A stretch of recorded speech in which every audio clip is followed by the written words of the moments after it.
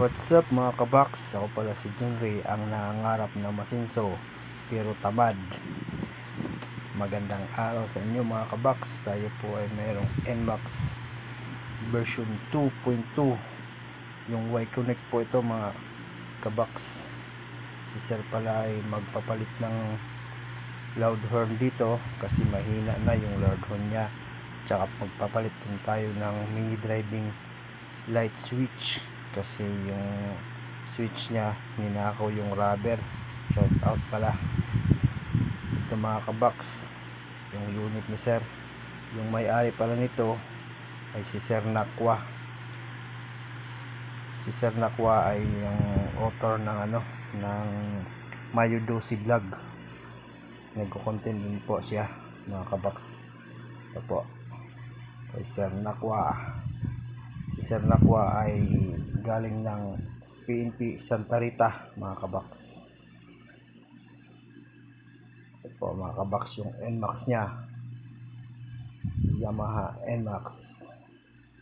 Ito mga kabox, bago natin pinalitan ng loud horn, inayos muna natin konti yung mga wirings nya kasi meron ng natanggalan ng electrical tip at saka binago rin natin konti yung mga linya dito mga kabox.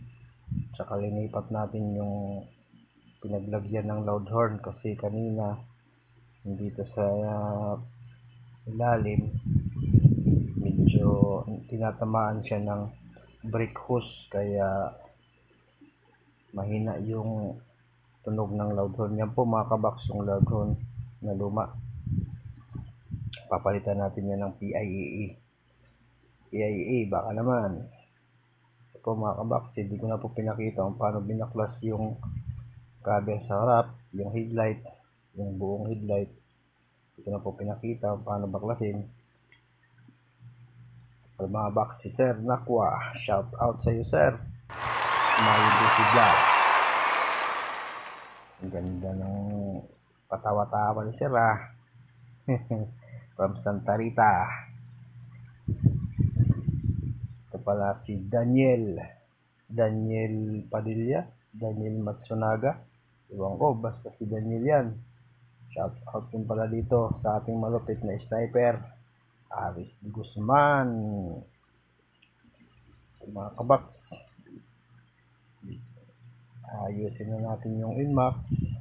Medyo slow mo tayo kasi kunti lang yung video na nakunan natin dito kasi medyo busy gamay. Ito mga kabox, yan na po mga kabox.